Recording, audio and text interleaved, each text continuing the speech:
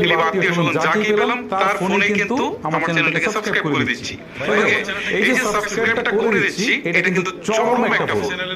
এখন আপনি বলতে পারেন যে না সাবস্ক্রাইবার বাড়ছে, আমার এই সাবস্ক্রাইবার বাড়ানোর কোনো দরকার নেই, কারণ আপনি যার মোবাইলে সাবস্ক্রাইব করছেন সে তো আপনার চ্যানেলের ভিডিও কখনোই দেখবে না, সে ইন্টারেস্টেড না। সো দেখা গেল যে আপনি কোনো একটা ভিডিও আপলোড করার সাথে সাথে সেই ভিডিওটা কিন্তু তার কাছে পৌঁছালো ফেসবুক বা ইউটিউব, বাট সে তো ইন্টারেস্টেড না, সেই ভিডিওটা দেখলো না।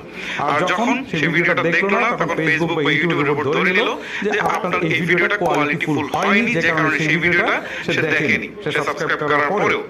যে কারণে পরবর্তীতে আপনি ভিডিও আপলোড করলেও কিন্তু সেই ভিডিওটা শুধু তার কাছে পৌঁছাবে না সেটা কিন্তু না, ফেসবুক বা ইউটিউবের উপর মনে করবে যে এগুলা কোয়ালিটিফুল ভিডিও না, যার ফলে কিন্তু আপনার ভিডিওটা রিচ অনেক কমিয়ে দিবে, যার ফলে আপনার ভিউটা একদমই পড়ে যাবে। সো এই ক্ষেত্রে আমি আপনাদেরকে বলবো যে কেউ যদি আপনার চ্যানেলে ইন্টারেস্টেড হয়ে ভিডিওতে সাবস্ক্রাইব করে তাহলে সেটাই বেস্ট, আপনি কাউকে দিয়ে